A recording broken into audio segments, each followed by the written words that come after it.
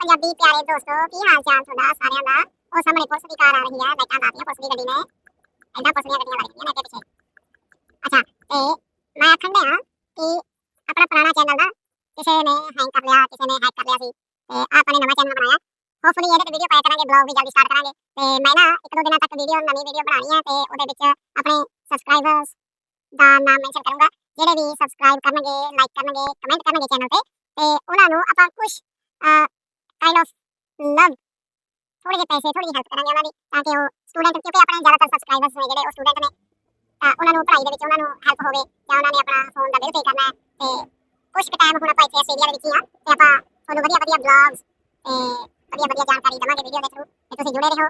ਪਰਮਾਤਮਾ ਸਭ ਦੀ ਉਮਰ ਲੰਬੀ ਕਰੇ, ਸਾਰੇ ਖੁਸ਼ ਰਹੋ, ਜ਼ਿੰਦਗੀ ਜਿੰਦਾਬਾਦ ਰਹੇ ਸਭ ਦੀ, ਤੇ ਤਰੱਕੀਆਂ ਕਰੋ। ਪਰਮਾਤਮਾ ਸਾਰਿਆਂ ਦੇ ਸਿਰ ਤੇ ਮਿਹਰ ਭਰਿਆ ਹੱਥ ਰੱਖੇ। ਤੇ ਹਾਂਜੀ, ਆਪਾਂ ਤੁਸੀਂ ਤਾਂ ਜੁੜੇ ਰਹੋ, ਤੁਹਾਨੂੰ ਵਧੀਆ ਵਧੀਆ ਆਉਣ ਦਾ ਵੇ ਆ, ਸਾਰਾ ਵਧੀਆ ਵਧੀਆ ਕੰਟੈਂਟ, ਵਧੀਆ ਵਧੀਆ ਬਲੌਗਸ ਸਿਟੀ ਦੇ ਮਤਲਬ ਯੂ ਕਾਂਟ ਇਮੈਜਿਨ, ਮੈਂ ਐਕਸਪਲੇਨ ਨਹੀਂ ਕਰ ਸਕਦਾ ਤੁਹਾਨੂੰ। ਵੀਡੀਓ ਤੋਂ ਆਪਣੇ ਆਪ ਆਈਡੀਆ ਹੋ ਜਾਊਗਾ ਕਿ ਕਿੱਦਾਂ ਦੀਆਂ ਵੀਡੀਓ ਆਉਣ ਵਾਲੀਆਂ ਨੇ, ਆਉਣ ਦਾ ਵੇ ਨੇ। ਕਿਉਂਕਿ ਆਪਣਾ ਕਿਸੇ ਬੰਦੇ ਨੇ ਹੈਕ ਕਰ ਲਿਆ ਚੈਨਲ, ਤਾਂ ਚਲੋ ਕੋਈ ਅਫਸੋਸ ਨਹੀਂ, ਫਿਰ ਵੀ ਆ ਨਵਾਂ ਚੈਨਲ ਬਣਾਇਆ। ਉਮੀਦ ਕਰਦਾ ਜਿਵੇਂ ਤੁਸੀਂ ਪਹਿਲਾਂ ਪਿਆਰ ਬਖਸ਼ਿਆ, ਅੱਗੇ ਵੀ ਉਦਾਂ ਹੀ ਬਖਸ਼ਦੇ ਰਹੋਗੇ।